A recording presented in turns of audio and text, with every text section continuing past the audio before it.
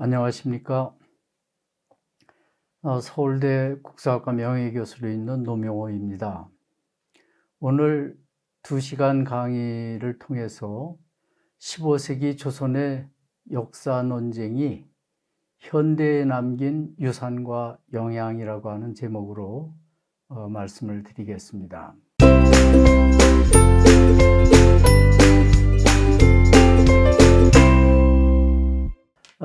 15세기 조선에 있었던 이 역사 논쟁은 현대에 있어서 지금까지도 상당히 큰 영향을 미치고 있다고 할 수 있습니다.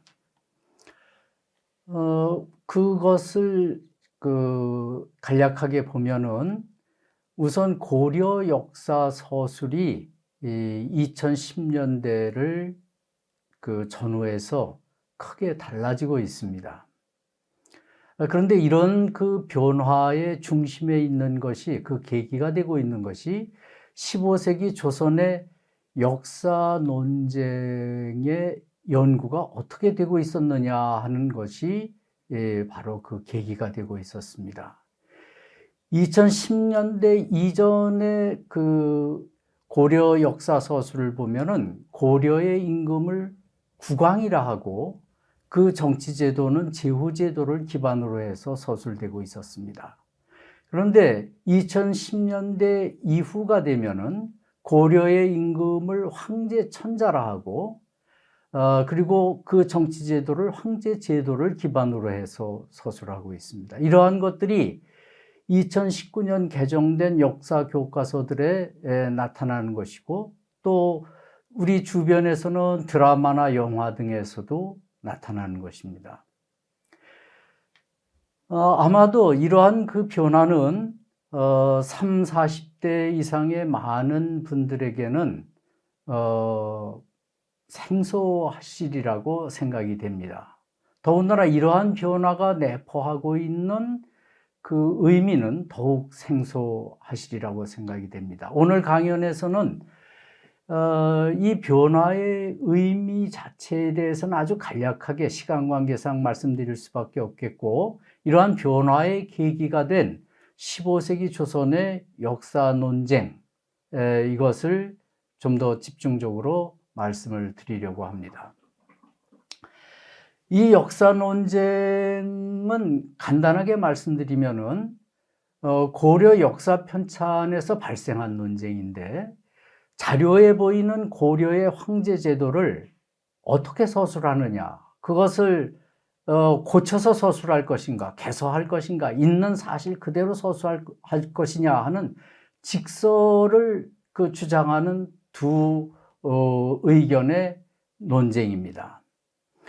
고려 역사 편찬은 반세기 이상의 시간이 걸렸습니다. 조선 건국 직후부터 시작이 되어서 1452년에 완료가 되었습니다. 이렇게 오랜 시간이 편찬 과정에 걸렸는데, 그 과정에는 심한 갈등과 논쟁이 있었습니다. 특히 세종대에 격렬한 논쟁이 진행이 되었고, 그 결과 세종 7년에서 14년까지 7년간 편찬이 중단되는 그러한 사태까지 철회가 되었습니다. 이렇게 힘든 과정을 거쳐서 도출된 그 결과물이 고려사와 고려사 저료라고 하는 두 책인데, 이 두 책은 현대에 남겨진 이 15세기 역사 논쟁의 대단히 중요한 유산이라고 할 수 있습니다. 이 두 책은, 고려사와 고려사저료라고 하는 이 두 책은 고려 시대에 대한 기본 역사서이기도 하고, 그 고려 시대를 연구하는데 아주 기본이 되는 사료집이기도 합니다. 자료집이기도 합니다. 그러면은 이러한 개서와 직서 논쟁에 대해서 좀 더 자세히 보기로 하겠습니다. 이 개서와 직서는 기본적으로 편찬 원칙에 관련된 문제였고, 고려 역사 자료에 보이는 황제 제도를 어떻게 서술할지를 놓고 갈라진 이견이었습니다. 그런데 이 이견은 단지 황제 제도 그 자체만에 관련된 것이 아니라 당시 고려라고 하는 그 왕조에 있어서 여러 가지 역사적 사실들이 이 황제 제도와 연관되어서 나타나고 있었기 때문에 그 문제들을 서술하기 위해서는 황제 제도가 광범한 역사적 사실과 연관되고 있었습니다. 그래서 역사 서술의 그 대단히 광범한 영역에 걸친 문제였기 때문에 이 편찬 원칙은 당시 역사 편찬에 있어서 대단히 중요한 그러한 그 중심이 되고 있었습니다. 먼저 그 개서를 보면은, 개서는 앞에서도 말씀드렸듯이 고려 황제 제도가 참남하다고 보고 제후 제도로 바꾸어 서술해야 한다고 하는, 즉 개서해야 한다고 하는 그런 의견인데, 그쪽에 선 사람들이 정도전, 변계량, 윤회 이런 당대에 뛰어난 문신들이기도 했습니다. 한편 직서는 세종이라든지 이선제라든지 하는 그런 그 사관들에 의해서, 세종 대왕이나 또 사관 중에서는 이선제라든지 하는 그런 인물들이 직서를 주장을 했던 셈인데, 고려 황제 제도는 역사적 사실이므로 사실 그대로 직서해야 한다, 사실대로 써야 한다 하는 그런 의견입니다. 이러한 것이 초기에 어떤 식으로 전개되는가 하니, 초기에 고려실록 등의 자료를 통해서 자료집을 만들게 되는데 그걸 본초라고 했습니다. 그 본초를 기반으로 해서 고려 역사를 편찬할 때 정도전은 개설을 했습니다. 고려국사를 편찬하면서.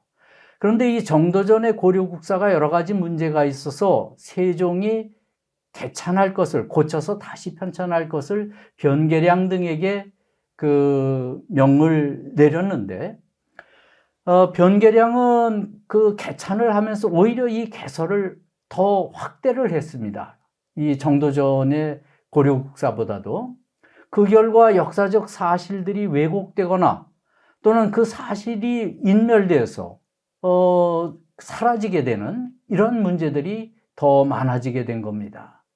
이에 대해서 이제 사관 중에 이선제라든지 하는 여러 사람들이 비판을 제기하게 되고, 이후 격렬한 역사 논쟁이 일어나게 됩니다. 이 역사 논쟁에서, 이 초기 역사 논쟁에서 주도권을 잡은 것은 세종이었습니다. 세종은 임금으로서의 권위도 있었지만 뛰어난 학식과 넓은 학식과 또 정연한 논리로서 이 개서파들을 압도하고 있었던 것으로 보입니다. 그래서 1차적으로 이제 이 개서되었던 책들을 직서에 의해서 다시 편찬한 책이 윤회 등에 의해서 수교 고려사라고 하는 책으로 나오게 됩니다. 근데 이 책은 소극적인 직서가 됐습니다. 왜냐하면 이 앞에서도 말씀드렸듯이 이 윤회는 개서를 주장하는 그런 쪽의 인물이었는데, 왕명에 의해서 마지못해서 직서에 의한 편찬을 수행했던 겁니다. 그런데 그나마도 반포 직전에 활자로 다 조판까지 되어서 반포 단계까지 들어갔는데 반포 직전에 취소되고 말았습니다. 그런데 그 취소의 원인은 이 변계량 등 이 개서파의 대단히 이 강력한 반대 의견의 개진이 있었고, 결국은 세종은 그 의견들에 밀려서 이 수교고려사의 반포도 취소하고, 그리고 당분간 고려사의 편찬 작업을 중단하게 됩니다. 그래서 7년간에 걸친 그 편찬 작업의 중단이 이루어지는 그러한 그 공백 기간이 있게 됩니다. 다음으로 개서와 직서 논쟁을 좀 더 구성하고 있는 그 내부를 좀 들여다보기로 하겠습니다. 이 개서와 직서의 의견을 보면은 그 이념이 우선 중요하게 작용을 하고 있는데, 이 개서 의견은 주자학적 4대 이념을 바탕으로 하고 있고, 그 4대 이념에 따라서 고려 황제 제도가 참남하다고 봤습니다. 그래서 제후제도로 바꾸어 역사 서술을 해야 된다고 한 것이고, 바로 이 개서론입니다. 결국은 이 사실이 무시되고 이념에 치중되는 그러한 그 편찬 방침이 되는 것이죠. 이 직서의 이념적인 바탕 역시 주자학적 4대 이념이고는 마찬가지인데, 다만 이쪽에서는 이 이념에 어긋나는 그러한 것을 비판은 하자. 그런데 그 비판하는 것도 역사책에 명시해서 그 서술을 하되, 잘못된 사실이라도, 잘못한 사실이라도 사실대로 서술해서 후대에 남겨야 한다는 것입니다. 그러니까 비평은 하되, 이거 잘못된 것이다 하는 비평은 하되, 사실은 사실대로 살려서 후대에 남겨야 한다는 것입니다. 그래서 그러한 방식으로 사실과 이념 사이에 균형을 추구하는 그러한 그 의견이라고 할 수 있습니다. 다음으로 이 두 주장의 현실 정치와 관련된 측면을 보면은, 당시에 문제되고 있었던 것이, 조선 초에 문제가 되고 있었던 것이, 조선의 이 초기 임금들인 태조나 태종 이러한 임금들이 사망을 하고 있었고, 그 초기 임금들에게 태종, 그러니까 무슨 무슨 종이라고 하는 이러한 묘호를 사용하는 문제가 대두되고 있었습니다. 그런데 이 개서 쪽에서는 그 사용을 반대하고 있었습니다. 그리고 반대로 세종 쪽에서는 그 사용을 추진하고 있었습니다. 그 중요한 이유는 뭐냐면은, 이 개서 쪽에서는 그 황제 칭호와 마찬가지로 이 조종묘호라고 하는 것은 황제만의 예법이기 때문에 4대 이념에 충실하기 위해서는 조선의 임금들이 조종묘호를 사용해서는 안 된다는 그런 쪽이었고, 세종은 비록 이 위호는 국왕이지만 조선의 군주는 자주성을 갖는다. 중국 내부의 이 왕과는 다르다. 외국의 군왕으로서 자주성을 갖는다. 그래서 조종을 칭하는 것이 가능하다고 하는 그러한 이 생각을 가지고 있었습니다. 그래서 그러한 속에서 이 세종이라든지 이쪽 직서 쪽에서는 그 역사적인 정당성으로서 역사적인 전례가 되는 고려시대의 조종묘를 칭했던 그 사실을 그대로 보존하고 싶어 했습니다. 그런데 이 개서 쪽에서는 그 조종묘의 사용을 반대하는 쪽에 서 있었기 때문에 그러한 역사적 전례 자체도 삭제하고 싶어 했습니다. 이들은 정치적인 측면에서 보면은 직서 쪽에서는 왕권 강화 쪽에 치중하고 있었고, 이쪽은 재상권의 강화를 추구하는 그러한 측면도 엿보입니다.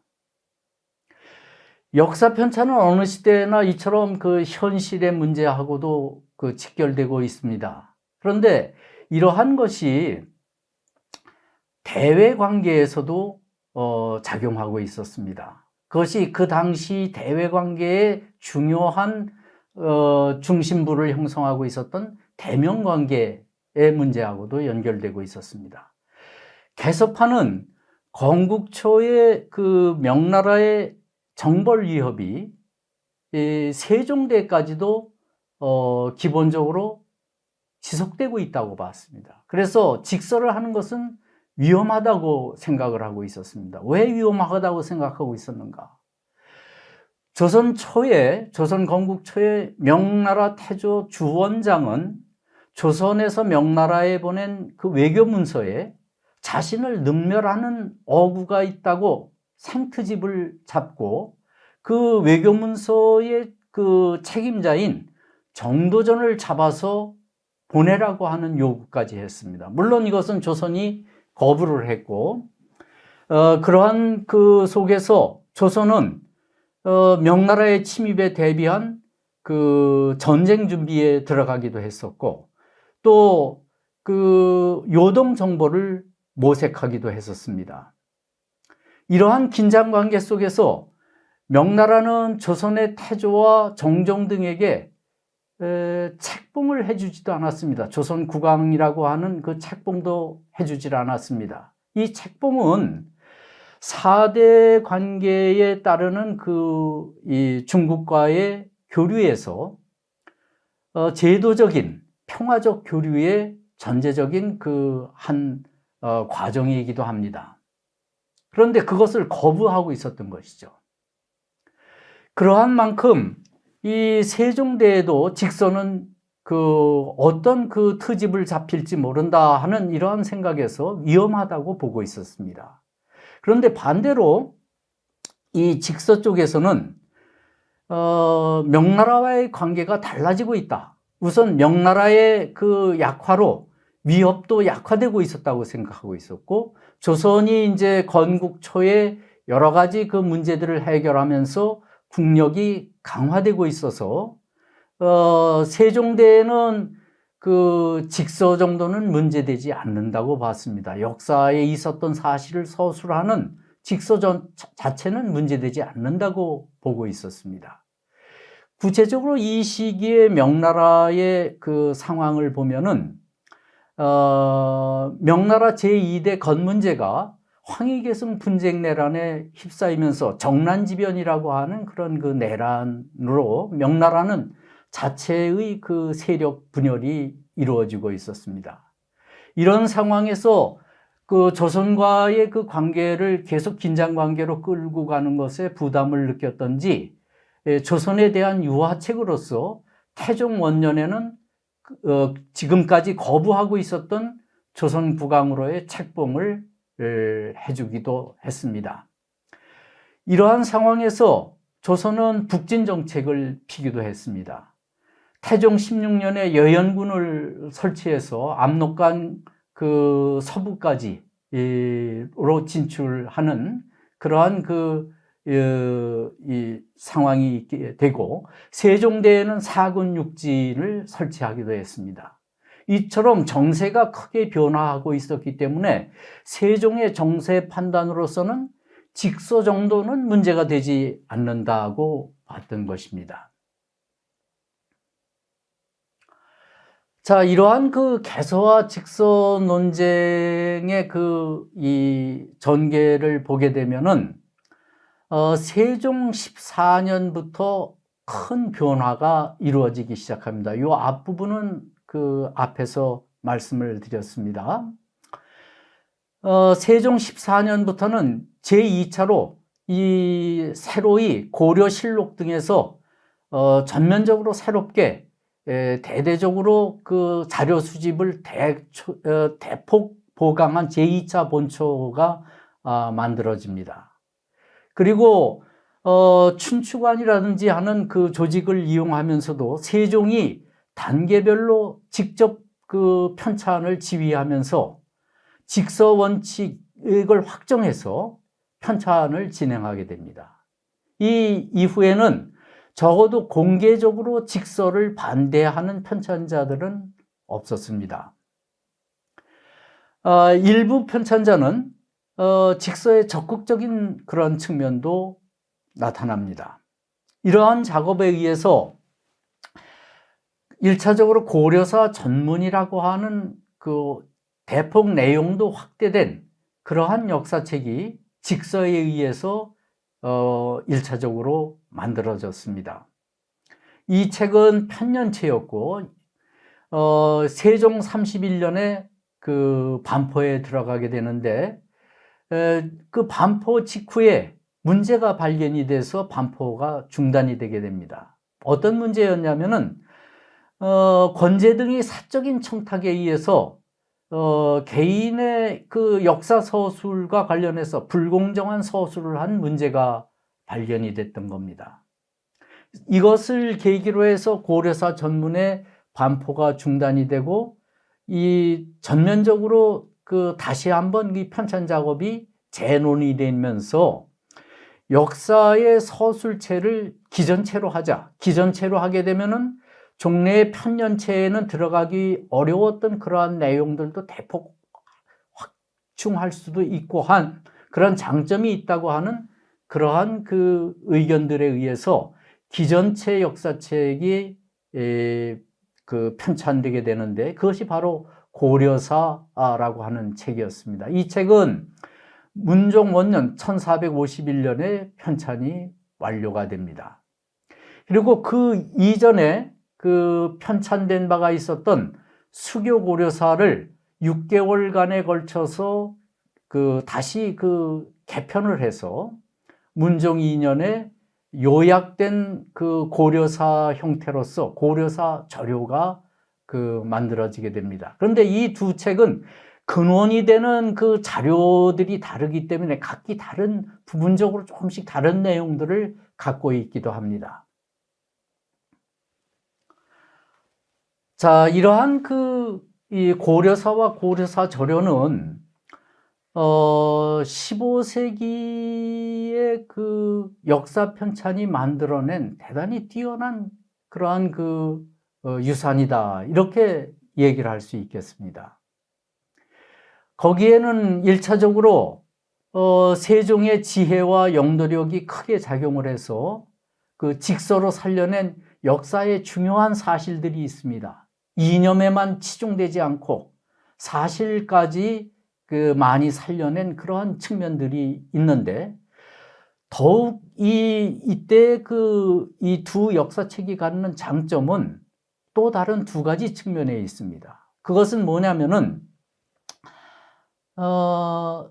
수리부작이라고 하는 서술 방침을 채택했다는 것입니다. 수리부작이라는 말은 논어에 나오는 말인데, 수리라고 하는 것은 자료 인용에 의해서 역사를 서술한다는 것입니다. 그리고 부작이라고 하는 것은 편찬자가 문장을 지어내지 않는다는 얘기입니다.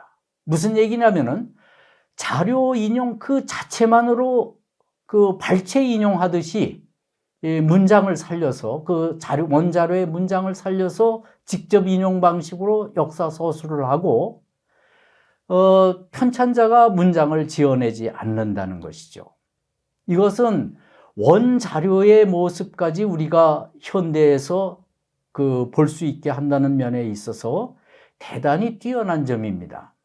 그러나 다만 이 원자료가 된 그 인용 자료들의 신빙성은 우리가 따져봐야 할 또 다른 문제이기도 합니다.